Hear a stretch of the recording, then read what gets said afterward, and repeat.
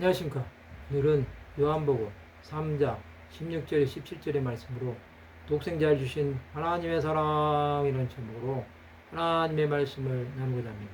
본 말씀은 하나님이 세상을 이처럼 사랑하사 독생자를 주셨으니 이는 그를 믿는 자마다 멸망하지 않고 영생을 얻게 하려 하심이라. 하나님이 그 아들을 세상에 보내신 것은 세상을 심판하려 하심이 아니요 그로 말미암아 세상이 구원을 받게 하려 하심이라. 독생자를 주신 하나님의 사랑은 십자가를 지심으로 이루신 구원을 확증하는 것입니다. 예수께서는 구약에 예언된 대로 세상에 오신 것입니다. 예수를 믿는 자는 멸망하지 않고 영생을 얻는 것입니다. 이 영생은 하나님께서 주신 선물입니다. 하나님은 독생자를 보내셔서 세상을 구원하기 원하셨습니다. 죄로 말미암아 영원히 죽을 수밖에 없는 인생에 예수는 소망이 된 것입니다. 예수 안에 가는 자는 구원의 길로 나가는 것입니다. 이 구원은 하나님에게서 온 것입니다. 이 구원을 위해 하나님의 사람은 믿음으로 살아야 합니다. 예수 당시의 사람들은 예수를 믿음으로 구원에 이른 자가 되었습니다. 또 사도들과 제자들도 예수를 믿고 복음을 전함으로 구원에 이른 것입니다. 구원은 가장 큰 하나님의 선물입니다. 이 구원이 있기에 죽어가는 사람이 소망을 가질 수 있는 것입니다. 세상은 예수로 말미암아 심판을 받지 않고 구원을 받는 것입니다. 예수 생명이 있는 사람은 구원에 이르는 것입니다. 그들은 자신들에게 주어진 구원의 소망을 놓치지 않고 지키는 것입니다. 구원의 소망은 믿는 자에게만 오는 것입니다. 하나님의 힘입고 나가는 자는 흔들리지 않고 주 예수를 믿는 것입니다.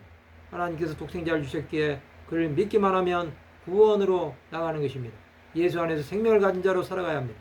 그 생명은 가질수록 커지는 것입니다. 그 안에 거함으로 사망이 우리를 주관하지 못합니다. 이 땅을 사는 우리는 주 예수를 믿음으로 나가 구원에 이르러야 합니다. 그 구원의 역사는 지금도 계속되고 있습니다.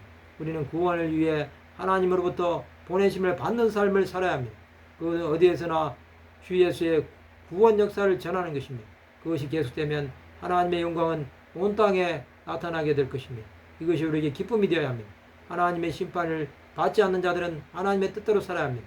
이 심판은 받을 수밖에 없는 것을 면한 것입니다. 그것은 하나님의 전적인 사랑입니다.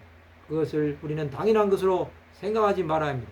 이것을 깨닫지 못하면 우리는 하나님으로부터 버림을 받은 자가 되는 것입니다.